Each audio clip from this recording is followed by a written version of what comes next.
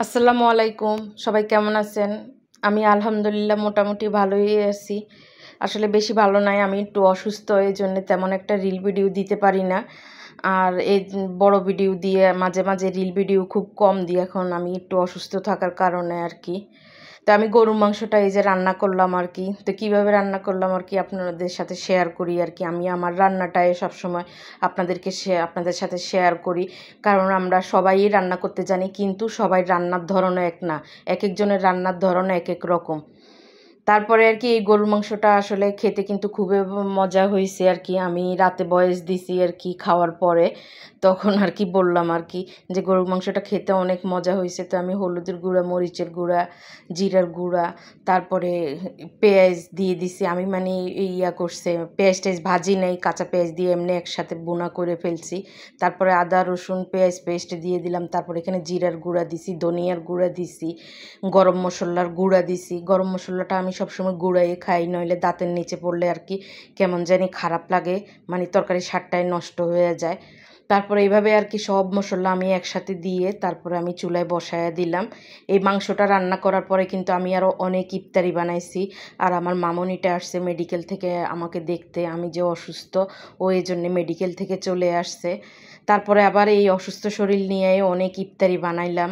বেগুনির ভিতরে কিমা বেগুনি বানাইলাম, এমনি বেগুনি বানাইছি, আলুর চপ, ডিমের চপ, তারপরে পেঁয়াজু। আর বুটের কথা নাই বলি, বুট ১ম দিন ভাজি করে তারপরে ২ দিন পরে আমি বুট ভাজা ফালাইয়ে দিছি। আমাদের বুট ভাজা কেউই খায় না, কারণ অনেক ইফতারি হয়ে যায়, অনেক ইফতারি খাওয়া হয়ে যায়, যার কারণে বুট ভাজা কেউই আর খায় না। এজন্য আমি রোজার মধ্যে বুট ভাজা বন্ধ করে দিছি।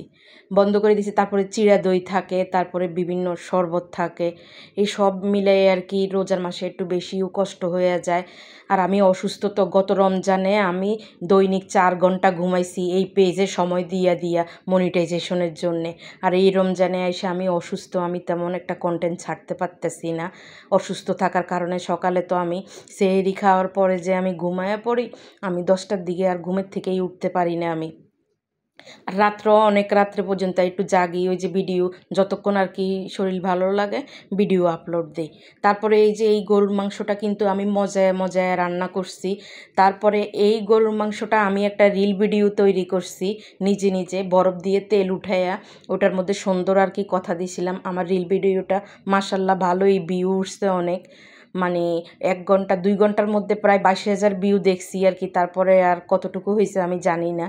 তারপরে এখানে এই যে গরু মাংসটা নেড়ে চেড়ে নিচ্ছি, এই যে দেখতেই কিন্তু গরু মাংসটা খুব সুন্দর হয়েছে। এই যে এই তেলটা কিন্তু, এই যে যতগুলি তেল দেখতেছেন না, এই তেলগুলি কিন্তু ছিল না, আমি বরফ দিয়ে দিয়ে সবগুলি তেল উঠাই ফেলছি। কিন্তু গরু মাংসটা খেতে খুবই মজা হয়েছে। এটা এই যে দেশের থেকে আনা গরু আর কি, আমাদের বাসায় কাজ করে ওই ছেলে আইনে আর কি বিক্রি করছে মাংসর বাগা। এই যে গরুর মাংস রান্নাটা দেখলেই বোঝা যাচ্ছে যে গরুর মাংসটা অনেক মজা হয়েছে, খেতেও অনেক দারুণ হয়েছে। তো সবাই ভালো থাকবেন, সুস্থ থাকবেন। সবার জন্য শুভকামনা রইল। আমার পরবর্তী ভিডিও দেখার আমন্ত্রণ রইল। আজকের মতো আল্লাহ হাফেজ।